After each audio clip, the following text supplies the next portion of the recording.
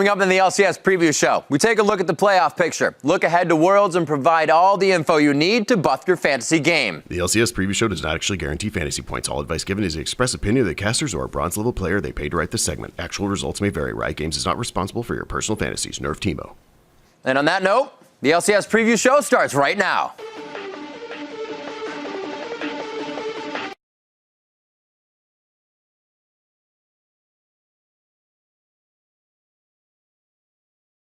Kill from Sneaky. What an insane fight. Could be fun chase. Okay.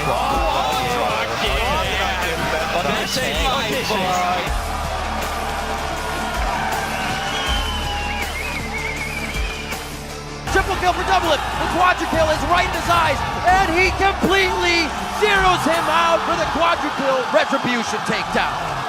That's the quadra. He's looking for 5. He gets it. That's a pentakill. Reckless with a pentakill in the summer split. And Reckless has just been part of everything here.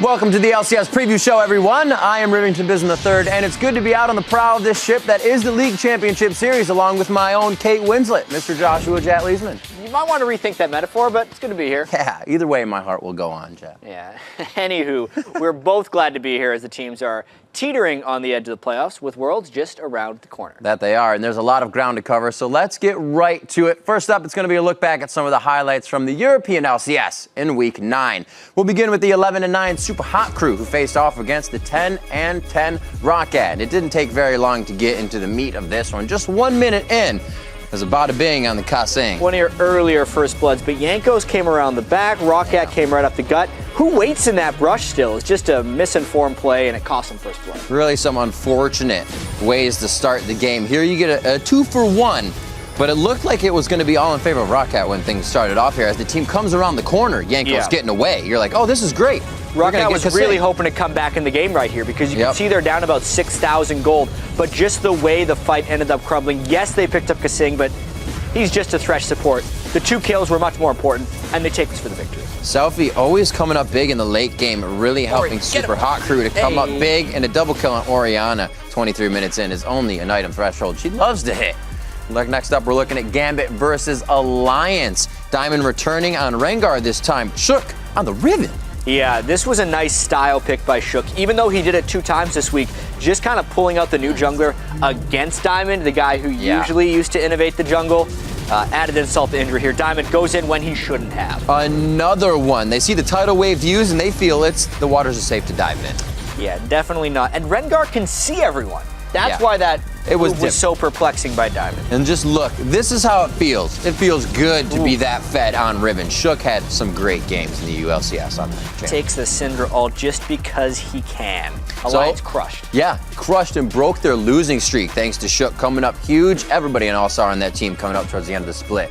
Up next, Copenhagen Wolves and their 2 new members went up against SK Gaming. Familiar face there. I recognize Broken Chart. He was in the NALCS earlier this split, but this early gank looked very good for SK early on, but Broken Chart had other things in mind. He's the guy that never gives up. The odds look against him, but there is still a kill in his eyes. Here comes the artillery fire from Xerath, but wait, here comes a shield that he knew in the communication he was going to get. Just an absurd amount of damage by the 2 new guys on the team get spiked down there, and Woolite, Copenhagen Wolves always has good AD carry. These are some of my favorite plays, where the Tristan just gets to run around and say, king me, where's my resets?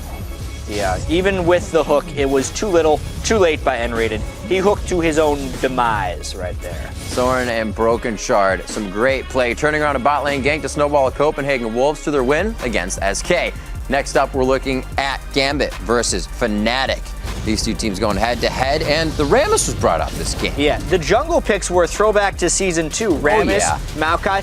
You know, Fnatic didn't make it to Worlds in Season 2, so maybe this Rammus pick was going to be great. They do get first blood with it. Diamond beating his head off the top laner there to get the first kill, but it's going to be off a wall continuing after this. The game did not go the same way for him.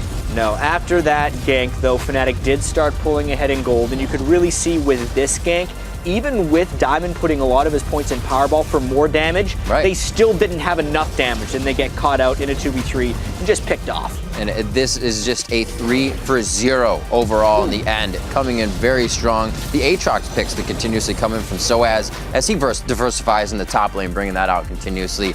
Really great play all around. And this was fun. Reckless. The name is true to the guy. When you play Reckless, you get that Reckless advantage to get out like this. Yeah, Reckless was like, Yellow Star, you're a god for the Lantern. Let's not forget about Peke, who threw the shield and the heal on him before that Lantern could get pulled in. Still got to feel pretty good to get away from that. Very nice double kill to clean up that one as Fnatic takes down Gambit. And with just 2 weeks remaining in the summer split, here's a look at the standings for Europe. Alliance patched up their issues while Fnatic remained on point as both teams went 2-0 last week, keeping them in the number 1 and 2 positions. Multiple changes have been happening in the middle of the table as Millennium have improved to 3rd place, while SK Gaming have slid down into 5th. The Super Hot Crew and Rocket occupy the other slots in the standings, while the Copenhagen Wolves and Gambit are almost certainly facing a trip to the promotion tournament. So to get a closer look at what's been happening in the European LCS as the teams head into the home stretch, let's bring in the man whose accent makes everything sound smarter. How's it going, Quick Shot? Pretty good, Riv. Things are heating up in the summer split, and it's hell of a warm here in Cologne as well. I believe you. So right now, Fnatic looks like they might be the best team in the European LCS as they enter Week 10 on an incredible hot streak. Well, yeah, Fnatic are just peaking at the right time. They hit their stride as we're approaching playoffs. They have been dominating everybody for the last 3 weeks.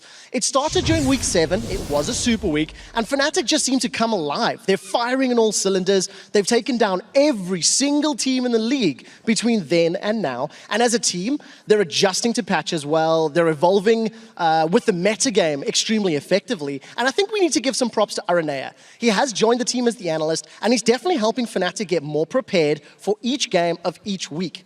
Truthfully, if we step back and look at Fnatic, they are just a world-class team. They've had a stable roster for multiple seasons. They have got extremely talented players in every single role, and they're actually looking to break their winning streak record that they set in spring of 2013 last year. They're currently on an 8-game winning streak, and if they take down Alliance today, they will equal their 9-game streak from last year. They will need to beat Millennium tomorrow to set a brand new record. But regardless of that, whether or not Fnatic actually set that record, they already have 3 LCS titles secured under their belt. They've set their eyes on Gamescom, on the summer split, to look to make it a quadra, and I'm not sure if anybody can stop them. And a big part of Fnatic's recent success have been the play of their bot lane. Last week, Reckless has completely wrecked the Copenhagen Wolves, going 18-0-3 on Vayne. Not only were those 18 kills the second most in LCS history for one game, but it set a record for the most kills without a death as well. In addition to his perfect performance, Reckless also joined one of the most exclusive clubs in the LCS, the Penta Club. Now that his dues have been paid with a Penta kill against the Wolves, he joins the ranks of Wild Turtle, Bjergsen, Alex Each, Kopp, Shifter, and Alltech as the only players to score a Penta in the regular season LCS match. So, that was the past. And this week, Reckless and Fnatic will try to take back a share of first place from Froggen and Alliance in our BF Game of the Week. Oh, it definitely is a big game, and it is for multiple reasons. I'm going to start with Alliance, because they're the team that's desperately trying to be the first team that is not named Fnatic to actually win a split. Undoubtedly, Fnatic are kings of Europe, and it is Alliance that's looking to dethrone them. Today's match would not only be a victory against Fnatic for Alliance, but it would also further the distance in the tables. Alliance would actually own the head-to-head 3-1 in the eventuality of any of those tiebreaker scenarios that we know and love here in Europe. But on the other side of the coin, a win for Fnatic would tie that head-to-head up. It would give Reckless and crew a share of first place for the first time all split. Fnatic have not been in first at all, and that tied head-to-head would allow Fnatic to set up a tiebreaker match if it was needed at the end of the next Super Week.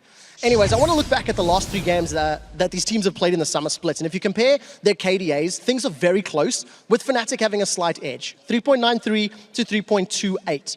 Don't forget that Fnatic gifted Alliance a win with that very bad call in the base race all the way back in week 4. And then just something else that I do find interesting is that 8-game winning streak we talked about. Alliance had an 8-game winning streak in spring earlier this year. It was broken by Fnatic. Now, Alliance could get revenge and break Fnatic's 8-game winning streak if they pick up a victory here today. I think Alliance and Fnatic, they are both just in top shape. They are looking better than they have all year long. This could be the most exciting game of the split. And as I think it is just the two best teams in Europe right now. Before I go, I do think this is also a taste of what could be potentially the summer split grand final from Gamescom. So I'm extremely excited to see the game later in the day, and I'm hoping it's going to deliver as well. As always, thank you for all the information, Quick Shot. We'll definitely be watching both you and that match later today. So while Fnatic and Alliance are fighting for first, this week there will be a couple of European teams fighting for their playoff lives. Gambit has never been out of the bottom three for the entire split. And with 2 more losses, 2 wins by Roccat, or a combination of 1 win and 1 loss by both teams, they will be sent to the promotion tournament. The Wolves are also in a dire position. At 7 wins and 15 losses, they could also be eliminated from the playoff contention if they lose both of their matches, and Roccat goes 2-0. And interestingly enough, we could learn Gambit's fate after the first game of this week's European LCS action. Gambit's playoff hopes are on the line as Thursday's matches kick off with Roccat versus Gambit. Like we said, a win by Roccat and Gambit is out. And then, of course, there's our BF game of the week, Fnatic battling out Alliance. On Friday, we've got 4 more matches, including a showdown between SK Gaming and Roccat, as both teams look to stay out of that relegation zone. Now, during Week 10, all of the LCS action will be played on the 4.12 patch. So let's turn it over to Jat, who can break down what the changes mean for the LCS. And thanks, Rib. The 4.12 patch introduces a few tweaks that will impact the LCS. First of all, Ahri and Alistair did receive some buffs. Let's start with Ahri. She hasn't been able to keep up in a lot of ways. The Assassins haven't been that big with 80 carries becoming stronger, but this will actually help her wave clear to get to the point where she can assassinate. Orb Deception, cheaper, better ability power ratio, which means it will be better at wave clear. Also, Alistair, he's seen very small amounts of played support, mainly as a counter to Leona, but this might bring him into the mainstream. Pulverize, reduce mana cost. Headbutt, reduce mana cost. Big thing, his ultimate has 70% damage reduction at his first rank, and it did cost him the double damage to monsters from his trample passive, but Alistair players aren't worrying about that. They're happy about the changes. And another change was the addition of jungle timers, actually. The main thing this will impact is the precision at which teams arrive at major objectives. Previously, if teams had Dragon or Baron timers, there was some aspect of bookkeeping as well. They had to relay the information. Not everyone on the team knew exactly when it would spawn. That changes with these jungle timers. Assuming the team has vision of the buff as it dies, the next spawn of the buff could lead to some explosive team fights, as both teams will know the exact moment that buff respawns, and they should be able to test it with more precision. But next up, let's actually talk about champion changes this week. One will take a champion out of the league, the other will put a champion back in. First up is Lucian. He had some major gameplay changes in 4.12, so he will actually be out of the LCS this week.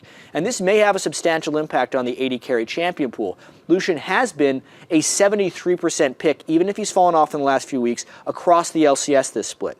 Expect to see even more Kog'Maw, Trist, Jinx, and Twitch this week as 80 carries adjust to not having Lucian. But he steps out, guess who steps back in? Shen. He has actually been disabled in the LCS since the 4.5 patch, which was 3 months ago due to an issue with his ultimate. And since he's been gone for so long, we'll see if teams remember how to use him, or if he even fits into the current playstyle of teams. My prediction, I think we will see Shen in the future, just not this week. He always finds a way back into team comps based on his utility. But let's actually turn from the patch to the Fantasy LCS. Studs, duds, sleepers, and alerts coming out of Week 9 and Week 10. First, though, let's take a look at the studs. Creaton, 71 points. This guy has been a top performer all split, as has Reckless, and nothing was different last week with that pentakill. 64 points is actually low when you consider how many he had in that first game. Also, Quas, big performance. Top laners do not score huge amounts of points often. 62 points is huge considering he was only estimated for 27. Let's actually turn to some duds from guys who had been performing very well. 2 COG players make this list. Aphromoo, mid-season MVP by the preview show here, 20.7 points is not a performance you expect when you have such a powerful support on your roster. Dexter as well, high risk, high reward play style, also leads to some failures sometimes, 19.3 points. And Dyrus, the pillar of consistency for TSM, falls flat here, only getting 16.7 points. But looking ahead, we got to take a look at some of the sleepers.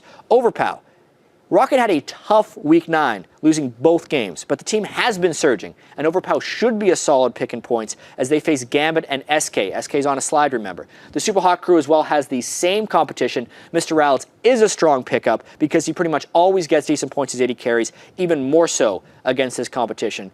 And we have to call out Voyboy as well, versus Counterlogic Gaming and Evil Geniuses, two teams that Curse have actually excelled against, and Voyboy has been putting up huge numbers if you've been keeping track of him. So if you have him, definitely play him. And there's some alerts you need to pay attention to as well. Glebe, he has been benched in case you missed the news. We'll discuss it in detail later, but in the meantime, make sure he is out of your starting lineup as well. Cutie Pie, he's playing a Red Hawk Cloud9 and a Complexity team that he's actually done really poorly against. Against Complexity, Cutie Pie has twice as many deaths as he does kills. Does not translate well into fantasy. And N-Rated is on SK right now, who is in a slide. Plus, support players with losing teams generally just have really poor performances. But with those fantasy tips in mind, it should improve your week drastically in the standings, because that's the important thing about the... Whoa. Now wait just a second, Jat. Isn't there a matter of the bet from last week that we need to settle? Yeah, maybe there is, Claky D. I'm not quite sure what you're referring to. The bet where I was right because Curse did so well in fantasy. No, I mean the bet where I was right. And this time, 56% of the tweets out there backed me up. Ooh, look at you with the numbers. 56% of the tweets. Who cares about the numbers of when Curse had more points? Ooh. That music is lovely, by the way. It really helps. Anyway, I did not forget about this. Let it be said, slow down, Jack. Claky, Let's slow down. that I am a man of my word. You know, You better be happy about this because you look good. I did actually win the bet, I would have to say. And for some reason, the previous show staff thought the tweets should be open until yesterday, when really the only people getting tweets were all the people you went around to were like, let's vote for Claky D, let's make Jet wear this shirt. Anyway, there it is. Yes, just one step closer to world domination. Goodbye, Claky. Now, it's time to go behind the scenes and hear what the players wish you couldn't hear until now. That's right, it's time for All Chat. I can't believe he's playing a trackball, to be honest. Doesn't it feel bad to losing on someone who has a trackball? Yeah. So I'll make sure we don't lose. Do you know what I want today, guys? Yeah. A win? No. Sushi. Are you guys ready? Yeah. Ready? Ready? Happy birthday Yes. to you. Okay, Dexter. Good job. Good job. We can end. Okay, we can. Thanks, Dexter. You guys are too busy singing happy birthday to someone. It was worth it. So clapping wins your lane? Yep. Why aren't you clapping? There you go. Oh yeah, we do the ritual. You remember season spring split? Oh yeah. Hold hands. Come on. Wasn't that when we went 0-7? On me. Coming. I'm running. Oh shit, you're dead. No, you're not.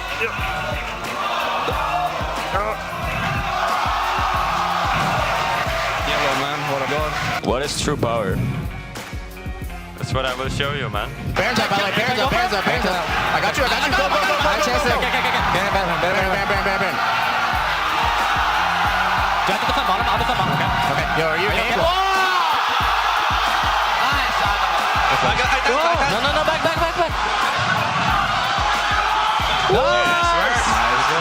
That's the difference between life and League. There's not one path. There's not one lane. There's 3 paths in League. Yeah. Well. And remember, you can find extended versions of All Chat on the LOL Esports YouTube channel. That's even more behind-the-scenes moments of delightful for your ears. Last week, the European players kicked it into gear, and we had 3 new champions make their summer debut. So let's check out the champion countdown.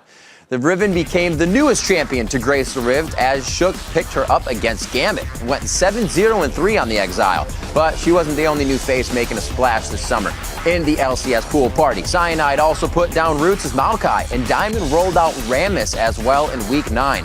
That'll bring us to 69 total champions so far this split, and we're still off the curve from the 85 we saw by Week 10 in the spring. So now we'd like to tip our hat to the tweeter who correctly picked Riven as the next champion that we would see this summer. Nice work at another MCLP. Great prediction and proper hashtag control. 2 things we absolutely love. We also love seeing the first Rammus ever in LCS history last week, And while you didn't technically win by that tweet, I have to give props to the people who not only mentioned tweeting Rammus, but also said that Diamond would be the pro to play him. Congratulations, fans and the Armadillo. We heard your tremors loud and clear. There are still 2 more weeks in the split where we might see some champions for the first time this summer. So tweet us your predictions at LOL Esports, along with the hashtag LCS preview. Remember those 2 things. Guess correctly, and you could live in infamy as part of the LCS preview show. Now let's take a look back at the champions and the pros who played them as we check out the North American LCS action from week 9. First up, it's going to be the 5-15 Evil Geniuses versus the 13-7 CLG. A lot of people had just how this was going to end in their mind already. I mean, remember when this game started, it was last place versus first place, so everyone thought CLG would roll over them. EG did have other things in mind right here. They did. It started off early. Rush Hour putting a traffic jam in the bottom lane. They were able to take down. Altec transfers back here. But CLG thought getting Rush Hour going was all they needed. It was a first pick Kog'Maw, and Twisted Fate did not have his day in this one. EG opened up a pretty big lead, which led to this desperation fight by CLG. Again, Link can't get anything done. Even when CLG is behind in gold, they still go for these all-out fights, and EG lulls them into that false sense of security we hear Crepo talking about, and they reset the fight for a nice 3-0. Yeah, you can really see how fast Altec was with that blood boil on him. It left nowhere for CLG to run. And EG was pumped after that win. Huge key team fight to take down the game. 6-15 EG coming out of that one. Then Counter Logic Gaming looked to pick up a win as they faced off against the first place LMQ. Yeah, and this is going to be a pretty long highlight because this was a thrilling game. Barons against LMQ. We saw this all the way back in Super Week 1. It's a bad idea.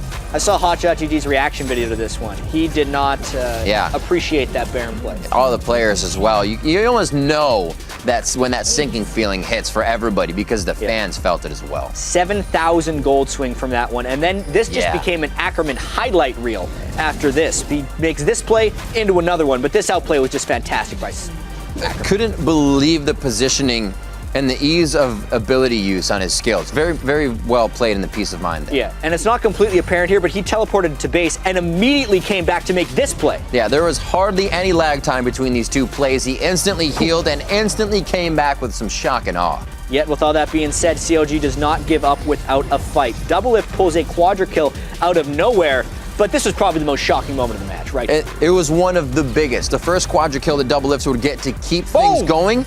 But wait, he goes down as well. Ackerman's been getting big.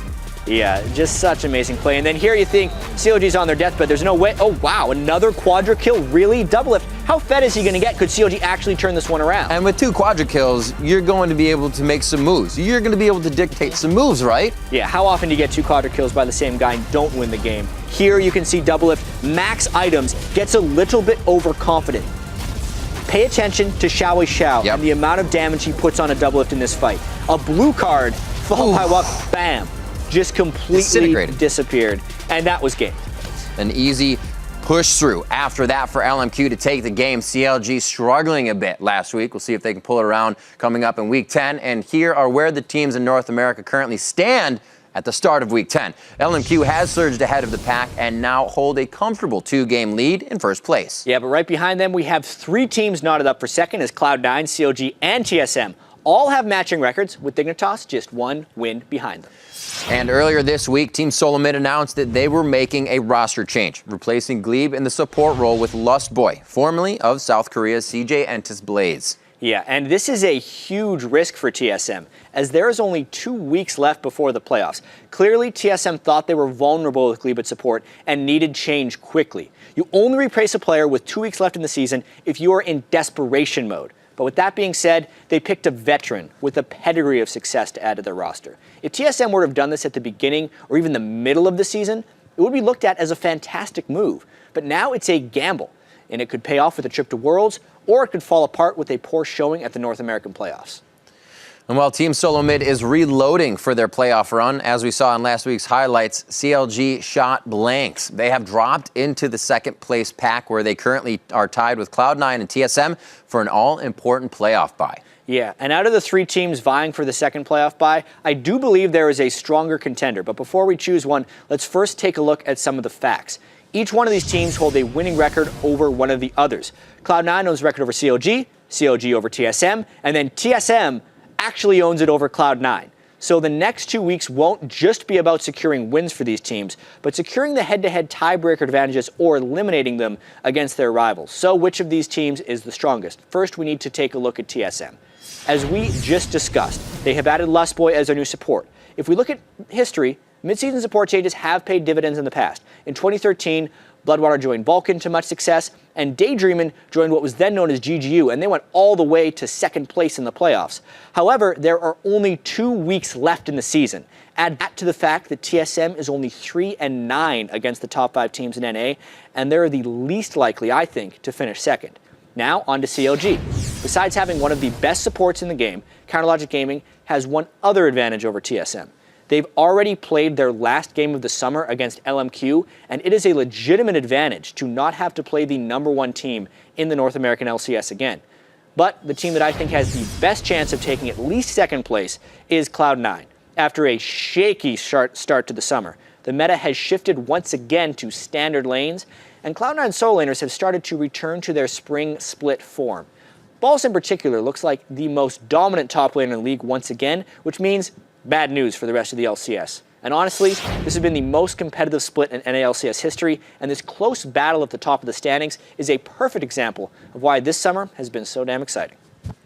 And Dignitas is just 1 game behind those second-place teams and still hoping to climb the standings, of course. With competition at an all-time high in the NALCS, ever wonder what separates the pros from the average Joes? Our guest correspondent Laserbeam set out on a quest to find the secret of success. Being good at League of Legends is no easy task. It requires precise hand-eye coordination, nimble fingers, and a brilliant mind. However, to be professional requires something different, something secret. But what is this secret? Some would say hard work, others camaraderie. Maybe it's Hot Pockets, the cheeseburger flavor, I don't know. But what I do know is, I'm going to find out. I sat down with Dignitas to reveal the elusive edge to professional success. How many hours a night do you sleep? 8. 7 to 8. Not bad. Follow-up question. What do you dream about? Ooh, man. I dream about a lot of things. Like, I actually don't dream about anything now that I think about it. How many right clicks can you do in a minute? Maybe 500. Damn. Time. Is this mouse even regulation? What are your pregame rituals? My pregame ritual is I either take a dump in the C9 or EG room.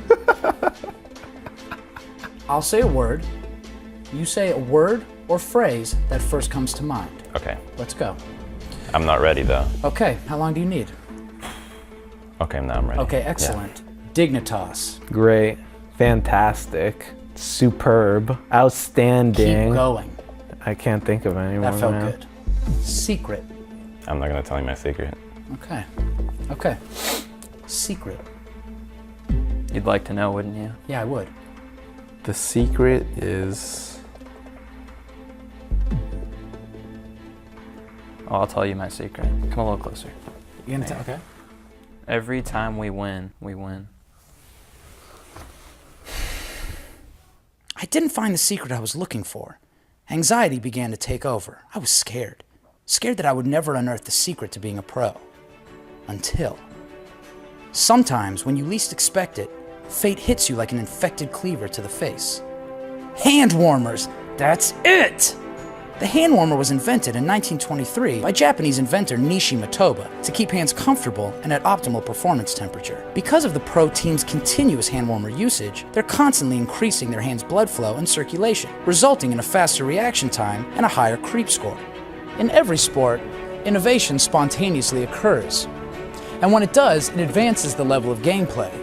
In football, it was the forward pass. In basketball, it was the slam dunk. And in baseball, it was steroids. Kudos to the LOL pros for discovering that warm hands bring great success. This isn't an opinion, it's science. This is Laser Beams for 3 minutes. Awesome stuff. And hand warmers are actually the secret for the preview show as well, in case you've been wondering. Oh, that's what those are for. They're your hands.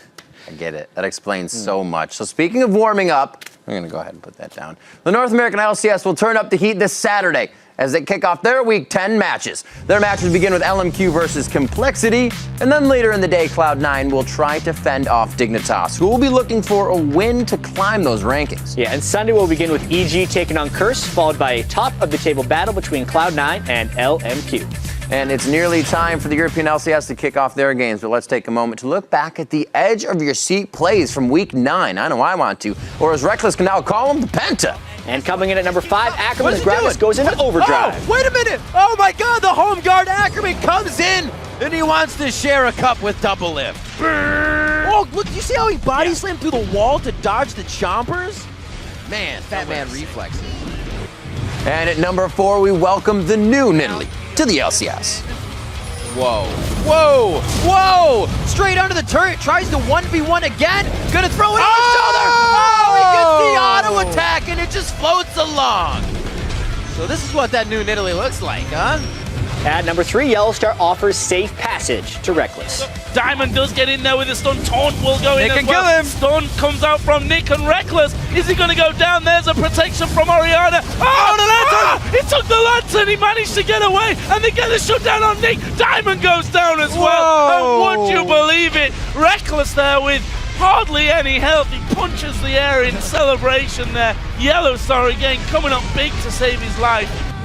Coming in at number 2, Ackerman puts an end to Double Lift's excitement. Oh, wow, whoa! Vasily, he needs to use the fast fingers. Both summoners to get out of that one alive. Oh! The Great sniper! Double Lift hits it! Can he get excited enough? The rest of the team is hit. Double Lift has put himself now in a 2v1 situation. Another hit! Triple kill for Double Lift. The quadra kill is right in his eyes. The zap hits the backside of Ackerman. He is going to be going down. Tries to hit up Double Lift. And he completely zeroes him out for the quadra kill retribution takedown. I cannot believe Ackerman killed Double Lift right there. And our number 1 play in this week's Penta was a Penta. Their sentence goes out, connects with Youngbuck. Tower's being secured in the background, and Youngbuck is going to get dashed on. Chum the Waters connects on Woolite, the best target possible. The exhaust was used on Peke, so damage was reduced. First kill secured by Reckless. We do see that's a double kill as he sidesteps the Cocoon, looking for the triple. one more. Reckless Is has this got a gonna be triple. He's looking for broken Penta. shot. That's the quadra. He's looking for 5. Tower's down on the back line. Reckless may get the Penta. He gets it. That's a Penta kill. Reckless with a Penta kill in the summer split. So good. Still have 2 weeks left for more Pentas. I'm sure somebody can grab one. Remember, you can always head over to lolesports.com and find the preview shows home at the top of the page. Yeah, and that's where you can relive the glory days of our past episodes by watching them all over again. I know I do. If only we sold Claky D Was Right shirts there as well. Yeah, sure. That'd be great. We're about to close out another installment of the LCS preview show, but first up, we would like to address something. Last week, we took a look at Tabs' recently underwhelming performances. Apparently, Tabs took issue with our critique, and today we want to clear the air. We did name Tabs as our midseason MVP, and for good reason. He has proven that he can be the hero that Alliance needs and deserves. So, we salute you, O King of the Keys, in our last hit.